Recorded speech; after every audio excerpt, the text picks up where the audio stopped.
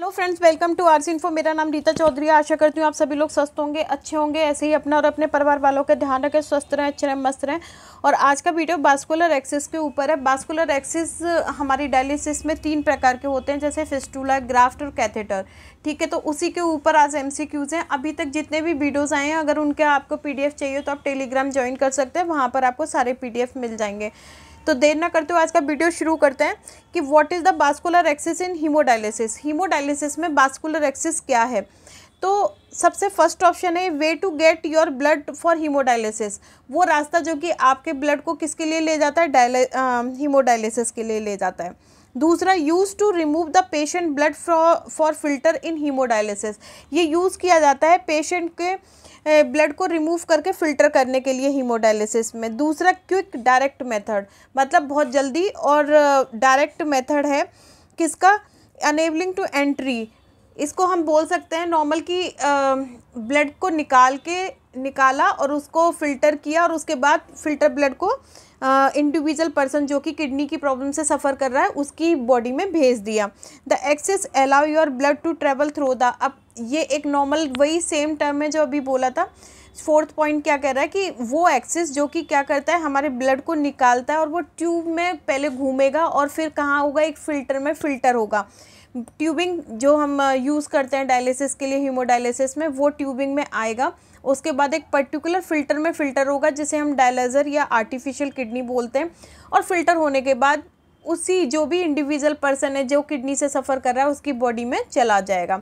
तो अगर हम देखें कि इसका कौन सा ऑप्शन राइट होगा, तो इसके सारे ही ऑप्शन राइट होंगे, तो ई इसका सही है ऑप्शन। नेक्स्ट क्वेश्चन है what is the closest option of vascular access. बास्कुलर access से रिलेटेड का क्लोजेस्ट ऑप्शन क्या है, जैसे कि फर्स्ट है इंट्रोड्यूसिंग और removing chemical from the blood stream.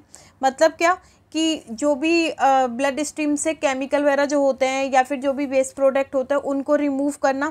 या सेकंड, टेस्टिंग इन लेबोरेटरी में जो भी टेस्ट होते हैं वो इसके सिमिलर होंगे बास्कुलर एक्सिस के। या एडजस्टमेंट द वेन पोजीशन, यदि हम वेन की पोजीशन को एडजस्ट करते हैं तो ये सिमिलर है बास्कुलर एक्सिस के। या it is the process of making patient feel safe, या वो प्रोसीजर जिसमें कि पेशेंट फील सेफ करे।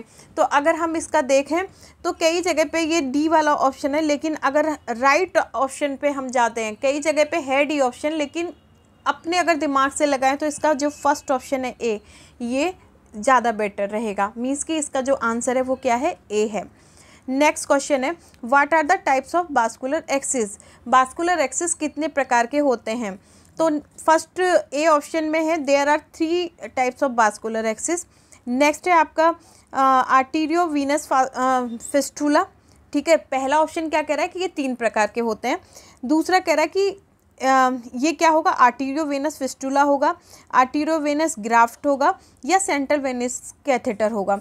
तो इनमें से हमें फर्स्ट कोई एक ऑप्शन चुनना है कि कौन सा सही होगा। तो इसका जो आंसर होगा ई होगा, क्योंकि हाँ ये 3 प्रकार के होते हैं हमारे vascular access. Number 1 arterio Venus fistula, number 2 arterio venous graft and number 3 central venous catheter.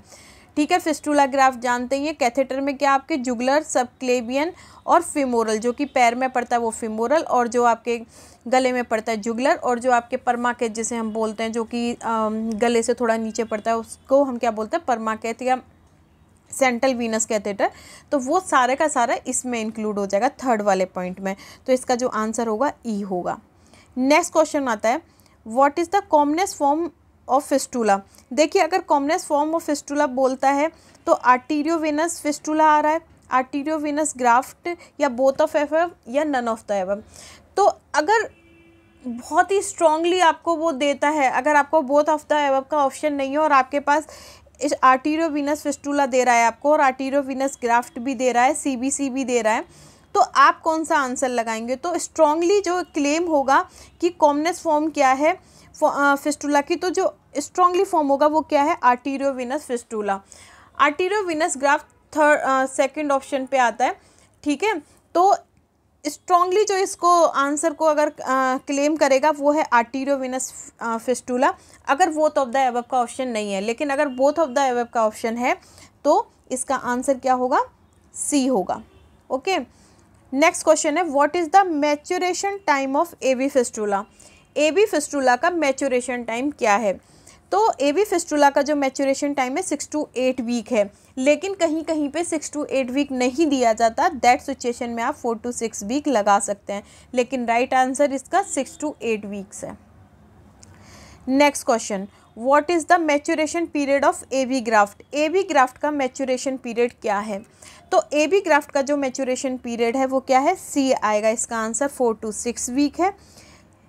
As usual, मतलब जैसे पहले भी थोड़े से वो रहते हैं ना, थोड़े अलग से ऑप्शन रहते हैं। कहीं कहीं पे क्या होता है कि 4 to 6 वीक देते हैं, कहीं पे 2 to 4 वीक्स देते हैं। अगर आपके पास 4 to 6 का ऑप्शन नहीं है, दैट सिचुएशन में आप 2 to 4 वीक पे टिक करेंगे। Okay, next question, which of the following is not preferred site for planning of vascular axis for maintenance haemodialysis?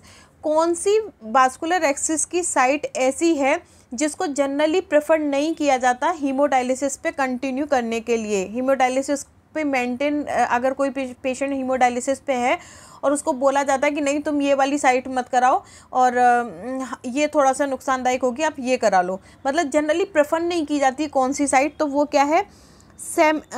सेफिनोफिमोरल fistula. अब सेफिनोफिमोरल फिस्टुला मतलब कि जो हमारे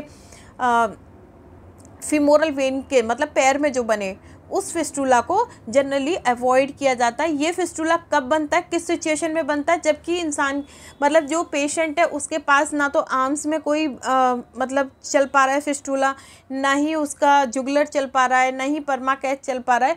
ऐसी सिचुएशन में जो फिस्टुला हम कहाँ बनाते हैं? फिमोरल वेन में, जहाँ पे पैर में जैसे हम फिमोरल कैथेटर डालते हैं ना, उससे थोड़ा सा पीछे हट के हम इसको बनाते हैं। तो ये फिस्टुला जनरली आपको मतलब पेशेंट को बताया नहीं जाता कि तुम ये करो, लेकिन हाँ अगर डॉक्टर के पास कुछ ऑप्शन नहीं है और डायलिसिस करना पेशेंट के लिए बहुत ज़रूरी है, तो दैट सिचुएशन में डॉक्टर सजेस्ट करते हैं, लेकिन नॉर्मली इस ऑप्शन को सजेस्ट नहीं किया जाता किडनी पेशेंट को। ठीक है, तो सेमिनोफिमोरल फिस्टुला को सजेस्ट नहीं किया जाता। नेक्स्ट है हमारा, what is the minimum size और डायामीटर ऑफ फिस्टुला वेन? अब क्या कह रहा है कि जो जिसमें हम निडल लगा रहे हैं, जिस वेन में हम निडल लगा रहे हैं फिस्टुला की, उसका साइज और डायामीटर क्या होगा? ठीक है, तो उसका जो फिस्टुला वेन जिसमें कि हम फिस्टुला निडल लगाते हैं, तो वेन का जो डायामीटर है वो कितना होगा? 2.5 mm। ठीक है, नेक्स्ट आता है, what is the minimum size और diameter of AB fistula artery? अभी तक हमने वेन का पढ़ा था, अब इसमें क्या पूछ रहा है कि आर्टरी का डायामीटर क्या होगा? तो देखिए आर्टरी का डायामीटर कितना होगा? 2 mm। ओके, वेन का 2.5 और आर्टरी का 2.5 mm। कहीं कहीं पे वेन का क्या देते हैं? 1.5 to 2.5 या 1.5 to 2.5, तो वो भी ऑप्शन में आता है, तो लगाइएगा। नेक्स्ट है आपका, which rule is follow for examine for mature fistula? किस रूल को फॉलो करते हैं? फिस्टुला जो हमारा बन के तैयार हो जाता है, तो किस रूल के आधार पर हम कह सकते हैं कि हमारा फिस्टुला तैयार हो गया? ठीक है, तो वो रूल कौन सा है? रूल 5, रूल 8, रूल 4 या रूल 6? तो इसका आंसर क्या होगा? ए, रूल ऑफ 6s। इसको हम फॉलो करते हैं। अब मेन बात आती है कि what is the rule of 6s? ठीक है, तो इसके लिए आगे पढ़ते हैं कि रूल ऑफ 6s क्या है। The when diameter should be at least 6 mm। जो वेन का जो डायामीटर है वो एटलीस्ट 6 mm का होना चाहिए। Fistula should be 6 mm in diameter. Fistula 6 mm diameter का होना चाहिए। Fistula present less than 6 mm below the skin. Fistula कहाँ प्रेजेंट होना चाहिए? लेस देन मतलब स्किन से 6 mm नीचे की तरफ होना चाहिए। Have a blood flow rate at least 600 ml पर मिनट। ब्लड फ्लो रेट कितना रखना चाहिए इसका? 600 ml पर मिनट होना चाहिए। नेक्स्ट क्या आता है? Straight segment for cannulation that is 6 cm in length. जो कैनुलेशन होगा, ठीक है, वो 6 cm की लेंथ का होना चाहिए। ठीक है, 6 cm के लेंथ में होना चाहिए। नेक्स्ट क्या है इसका? 6 वाला, maturation period is 6 weeks after surgery.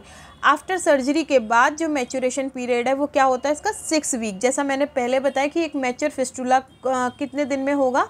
6 to 8 week लगेगा। तो मैच्योरेशन पीरियड जो फिस्टुला का वो कितना है? 6 वीक। तो ये सारे ऑप्शन जो हैं, अगर हम देखें सारे ऑप्शन सही हैं, तो ये सारे ऑप्शन किस में आते हैं? रूल ऑफ 6s में आते हैं। तो इसका हम कौन सा आंसर लगाएंगे? जी, all of the above. Okay, next आता है, what is anastomosis in dialysis? Dialysis में एनास्टोमोसिस क्या है?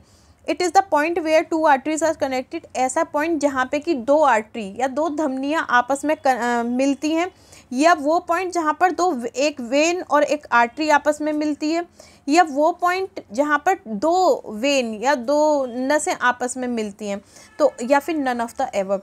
तो देखिए इसका जो राइट आंसर होगा, it is the point, we answer होगा, it is the point where a vein and artery are connected. मतलब ऐसा पॉइंट जहाँ पे आर्टरी और वेन आपस में मिले, वो पॉइंट क्या कहलाता है? एनास्टोमोसिस कहलाता है। ये भी आगे आ जाएगा तो अभी समझा दूंगी।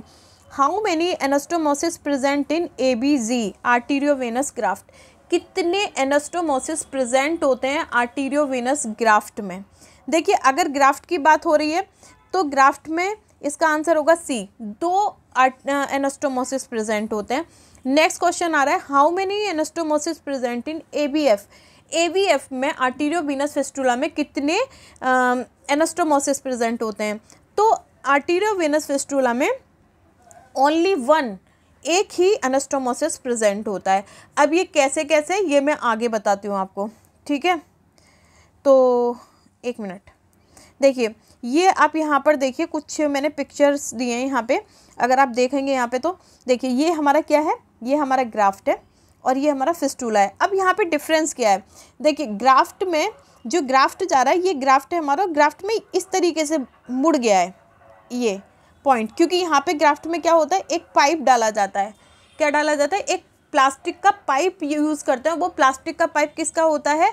PTEF, पॉलीटेट्रा फ्लोरोइथाइलिन का, ठीक है?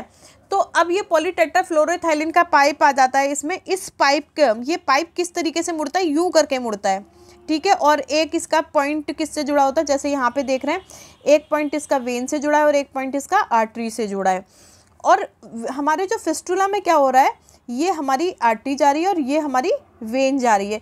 अब ये जो पॉइंट है जहाँ पे ये मिल रहा है, ये क्या कहला रहा है? एनास्टोमोसिस कहला रहा है, क्योंकि यहाँ पे एक पॉइंट पे क्या मिल रहा है? आर्टरी और वेन मिल रही है। तो ये हमारा एनास्टोमोसिस कहलाता है। लेकिन अगर इसी की एवज में हम यहाँ पर आते हैं अपने, ये तो हमारा फिस्टुला का हो गया कि यहाँ पर हमारी क्या मिली? एक मिनट, मेरी ड्राइंग अच्छी नहीं है। ये हमारा आर्टरी और वेनस के मिलने का पॉइंट हुआ, तो ये क्या हुआ? ये एनास्टोमोसिस हो गया। दूसरा, ये हमारा जो पाइप जा रहा था पॉलीटेट्रा फ्लोरोइथाइलिन का, एक तरफ ये किससे मिल रहा है? आर्टरी से मिल रहा है, एक तरफ वेन से मिल रहा है, दूसरी तरफ भी मिल रहा है। यहाँ पे केवल एक तरफ ही आर्टरी वेन मिलेगी, लेकिन यहाँ पे 2 पॉइंट मिल जाते हैं इसके मिलने के। तो ABG में कितने होते हैं? 2 एनास्टोमोसिस, क्योंकि आर्टरी और वेन का ही मिलना क्या कहलाता है? एनास्टोमोसिस कहलाता है। तो यहाँ पे ये 2 पॉइंट पे छुल रहा है ये पाइप आर्टीरियोवेनस ग्राफ्ट में, और यहाँ पे केवल 1 पॉइंट पे मिल रहा है। तो ABG में 2 एनास्टोमोसिस होते हैं और ABF में 1 एनास्टोमोसिस होता है, ठीक है? ये भी मैंने यहाँ पे और अच्छी तरीके से दे रखा है आपको, अगर आप देखना चाहें कि, एक मिनट, ये देखिए ये हमारा क्या हो गया? फिस्टुला केवल 1 पॉइंट पे, और यहाँ पर ये पूरे दोनों पॉइंट पे, एक मिनट, ये रहा हमारा, और ये हमारी वेन, ये हमारी आर्टरी, और ये ग्राफ्ट में 2 पॉइंट्स पे मिल रहे हैं आपस में। तो ये हमारे क्या कहलाते हैं? 2 एनास्टोमोसिस। तो यहाँ से भी आप समझ सकते हैं। नेक्स्ट क्वेश्चन आता है, what are the types of AB fistula? AB fistula कितने प्रकार का होता है? तो there are 3 most common types of ABF, मतलब 3 प्रकार का AB फिस्टुला होता है। Number 1 the radiocephalic fistula, brachiocephalic, brachiocephalic fistula, brachial artery to transposed basilica vein fistula, या ऑल ऑफ द एबव। तो जो इसका आंसर होगा वो E होगा। अब कैसे होगा? देखिए एक रेडियोसेफेलिक कैसे हुआ? जो हमारे जस्ट पाम के, जैसे ये हमारी उंगलियां हो गई, एक मिनट, ये हमारी उंगलियां हो गई और ये हमारी हथेली के जस्ट पीछे जो बन रहा है वो क्या कहलाएगा? रेडियोसेफेलिक फिस्टुला बनेगा। अब हमारा जो कोहनी है, मतलब एल्बो के जस्ट पीछे जो फिस्टुला होगा वो क्या होगा? हमारा ब्रेकियोसेफेलिक फिस्टुला होगा, क्योंकि इसमें एक ब्रेकियल और सेफेलिक वेन यूज हो जाएगी, ठीक है? अब हमारा तीसरा क्या है? ब्रेकियो आर्टरी टू ट्रांसफर वेसिलिका फिस्टुला। ये वाला क्या होता है कि एक तो हमारा हो गया जस्ट एल्बो के पीछे, एक हमारा कहाँ हो गया? जस्ट पाम के पीछे। अब ये थर्ड वाला जो है, थर्ड वाले में क्या होता है? थर्ड वाला में जो हमारी एल्बो है, ये मानिए हमारी एल्बो, और इस एल्बो से यहाँ तक का पॉइंट हमारा मानिए ब्रेकियल सिफेलिक फिस्टुला का थोड़ा सा और पीछे चले जाते हैं, जो थोड़ा पीछे तक होता है, वो क्या कहलाता है, ब्रेकियल आर्टरी यहाँ पे मिलती है और वेसिलक वेन मिलती है। तो ये दोनों मिला के कौन सा फिस्टुला बनाते हैं, हमारा brachio artery transport basilica vein fistula. इस तरीके से इसका जो आंसर होगा वो क्या होगा, E, all of the above. Next आता है, how far away from the anastomosis can a fistula be cannulated. मतलब एनास्टोमोसिस से हम कितने दूरी पे कैनुलेट कर सकते हैं, मतलब फिस्टुला निडल को लगा सकते हैं, क्या टेक्निक क्या है। तो देखिए, the needle should be at least 5 to 7 centimetre apart. मतलब ये हमारी आर्टी निडल हो गई, मानिए ये हमारी वेनस निडल हो गई, तो इन दोनों में जो डिस्टेंस है वो 5 to 7 सेंटीमीटर का होना चाहिए। दूसरा 4 centimetre from the RTO Venus anastomosis. और एक पॉइंट कहाँ आ गया, ये हमारा फिस्टुला, जहाँ पे हमें थ्रिल वगैरह सुनाई दे रही है, तो वहाँ पे हमारी क्या हो रहा है, आर्टियो और वेन मिल रहा है, तो ये कहाँ होगा, एक हमारा एनास्टोमोसिस पॉइंट होगा। तो ये जो एनास्टोमोसिस पॉइंट है, इस पॉइंट से कम 4 सेंटीमीटर की दूरी पे निडल को लगाना चाहिए, ठीक है। तो जो इसका आंसर होगा बोथ ऑफ द एबव होगा। नेक्स्ट है, which needle is remove first in dialysis. कौन सी निडल को डायलिसिस में सबसे पहले रिमूव करना चाहिए। वैसे तो जनरली सब लोग आर्टीरियल निडल को रिमूव कर लेते हैं, बाद में वीनस को करते हैं, लेकिन जो राइट पॉइंट है वो क्या है, सबसे पहले वीनस निडल को रिमूव किया जाना चाहिए, ठीक है। इसका मैंने जो रीज़न है वो सारा का सारा दे दिया, तो आप पढ़ सकते हैं इसमें।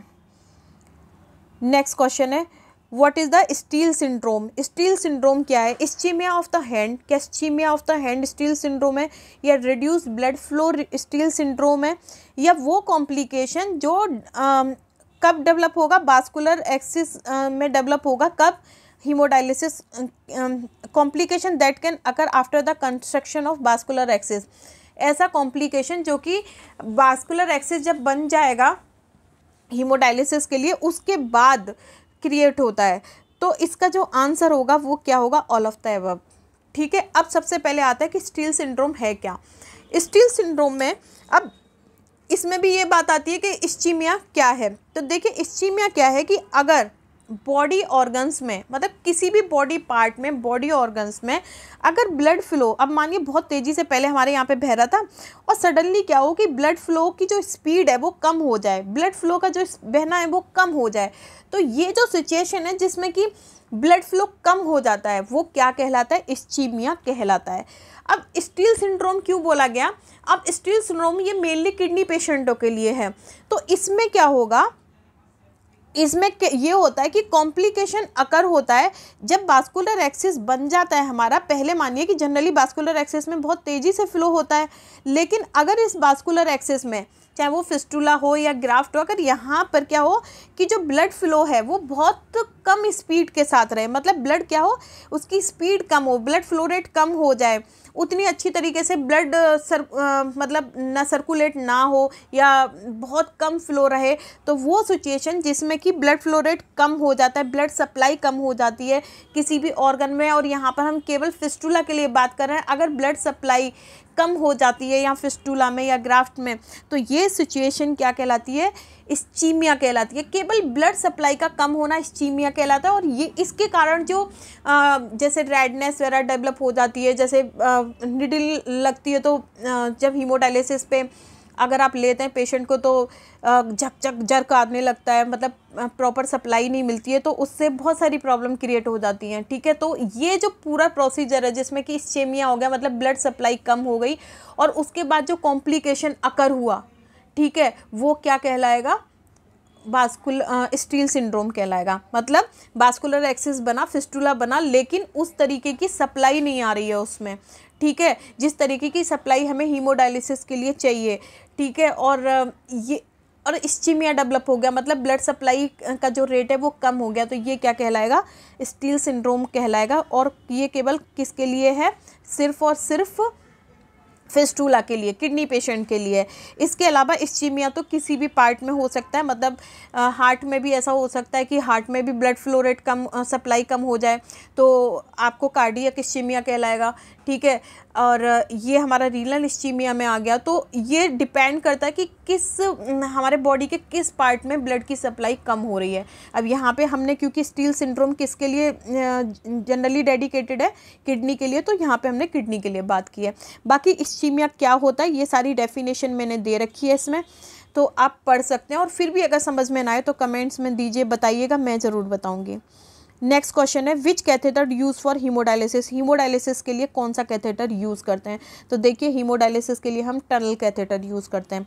अब टनल कैथेटर क्या है, ठीक है, टनल कैथेटर है the catheter use for hemodialysis, वही because it is place under the skin. ये टनल कैथेटर है, क्या है, जो कि हीमोडायलिसिस के लिए केवल और केवल हम टनल कैथेटर यूज़ करते हैं हीमोडायलिसिस में। ध्यान से सुनिए, हीमोडायलिसिस में हम टनल कैथेटर यूज़ करते हैं। और ये क्या है, क्योंकि ये स्किन के अंडर, मतलब अंदर आराम से प्लेस हो जाता है, आराम से चला जाता है स्किन के अंदर। इसके अलावा ये दो प्रकार के होते हैं टनल कैथेटर। सबसे पहला कफ टनल कैथेटर और नॉन कफ टनल कैथेटर। नॉन कफ टनल कैथेटर में क्या होता है, ये यूज़ होता है इमरजेंसी सिचुएशन में और शॉर्ट पीरियड के लिए, मतलब ज़्यादा से ज़्यादा 3 वीक के लिए इसको हम लगा सकते हैं। दूसरा क्या है हमारा, एक मिनट, दूसरा क्या है हमारा कफ टनल कैथेटर। ये क्या है, ये नेशनल किडनी फाउंडेशन के द्वारा टेम्परेरी एक्सेस है, जिसको कि हम 3 वीक से ज़्यादा पेशेंट के बॉडी में प्लेस कर सकते हैं, ठीक है। तो ये था टनल कैथेटर के बारे में, तो आप इसे अच्छी तरीके से एक बार पढ़ लीजिएगा।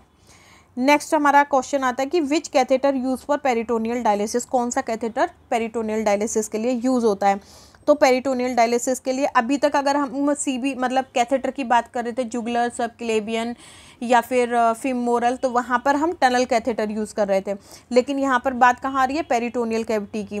तो यहाँ पर हमें क्या है, टिंचॉफ कैथेटर यूज़ किया जाता है पेरिटोनियल डायलिसिस में। और साथ में ये क्या होता है, ये it is a long narrow tube inserted into your peritoneal cavity. ये क्या है, एक लॉन्ग लंबा और सकरा, और कहाँ, पेरिटोनियल कैविटी में इसको इंसर्ट किया जाता है। तो इसका जो ऑप्शन होगा वो क्या है आपके, बोथ ए एंड बी। ना तो स्वानगेंज कैथेटर भी नहीं है और क्विंटन कैथेटर भी नहीं है। इसका जो आंसर है ई है, बोथ टेंचॉफ कैथेटर पेरिटोनियल डायलिसिस में यूज़ किया जाता है। और ये कैसा होता है, लॉन्ग नैरो ट्यूब होती है जो कि पेरिटोनियल कैविटी में डाली जाती है। नेक्स्ट क्वेश्चन है what is the Swan Ganz catheter. देखिए स्वानगेंज कैथेटर क्या है, it is use to monitor the heart function. ये मॉनिटर हार्ट फंक्शन को मॉनिटर करने में यूज़ होता है, ब्लड फ्लो को मॉनिटर करने में यूज़ होता है, और जो हार्ट के चारों तरफ जो प्रेशर होता है उसको मॉनिटर करने के लिए यूज़ होता है। तो इसका जो आंसर होगा ऑल ऑफ द एबव। हाँ, ये तीनों काम को मॉनिटर करने में यूज़ किया जाता है, तो इसे हम क्या बोलते हैं, स्वानगेंज कैथेटर। नेक्स्ट क्वेश्चन है what is the Quinton catheter. Quinton catheter क्या है, it is non tunnel catheter line catheter. हाँ, ये non tunnel catheter line catheter है, use for acute access for hemodialysis. ये यूज़ किया जाता है टेम्परेरी एक्सेस के तौर पे हीमोडायलिसिस में। Use for infusion of medicine when peripheral IV access is not possible. ये इन्फ्यूज़न, जो मेडिसिन का इन्फ्यूज़न मेडिसिन वगैरह देते हैं उसके लिए भी यूज़ किया जाता है अगर पेरिफेरल आईवी एक्सेस नहीं है तो, ठीक है। दूसरा इसका आंसर होगा डी, तो ऑल ऑफ द एबव। तो ये तीनों जो ऑप्शन है ये इसके लिए, क्विंटन कैथेटर के लिए तीनों ऑप्शन सही हैं, तो ऑल ऑफ द एबव इसका आंसर होगा। नेक्स्ट क्वेश्चन है what is the size of dialysis catheter. जो डायलिसिस कैथेटर, चाहे वो जुगुलर कैथेटर हो चाहे सबक्लेवियन कैथेटर हो, जो डायलिसिस कैथेटर डायलिसिस में यूज़ होता है उसका साइज़ क्या होता है, तो उसका साइज़ क्या होता है, 50 सेंटीमीटर इन लेंथ। वो उसकी जो लेंथ होती है कैथेटर की, वो कितनी होती है, 15 centimetre, 15 centimetre. What should be the insertion angle of fistula needle for cannulation of fistula। मतलब अगर हम फिस्टुला निडल को लगा रहे हैं, कैनुलेट कर रहे हैं, मतलब जिसका फिस्टुला बन गया है और वहाँ पे हम फिस्टुला निडल लगा रहे हैं, तो हमें किस एंगल पर फिस्टुला निडल को इंसर्ट करना चाहिए पेशेंट को फिस्टुला में, ठीक है। तो वो एंगल क्या है, 25 डिग्री। 25 डिग्री के एंगल पे हमें पेशेंट के जो फिस्टुला के जो वेन और आर्टरी दी है उसमें 25 डिग्री का एंगल मानते हुए हमको कैनुलेशन करना चाहिए, ठीक है। नेक्स्ट क्वेश्चन है what should be the artery diameter of new fistula. New fistula के लिए आर्टरी डायमीटर कितना होना चाहिए। ये क्वेश्चन दोबारा आ गया, लेकिन कोई बात नहीं, क्योंकि इसमें हमने क्या बताया था, में बताया था, यहाँ पे सेंटीमीटर में भी बताया कि देखिए आर्टरी के लिए जो डायमीटर हमारा क्या बनेगा 2 mm और 0.20 सेंटीमीटर। और what is the diameter of when in new fistula. New fistula के लिए वेन का डायमीटर होगा 2.25 सेंटीमीटर। ओके, तो ये था आज का वीडियो। नेक्स्ट वीडियो फिर मैं नेक्स्ट उसमें लेकर आती हूँ। तो अगर आपको ये वीडियो अच्छा लगे तो प्लीज़ लाइक करें, शेयर करें और चैनल को सब्सक्राइब करना ना भूलें। Thank you.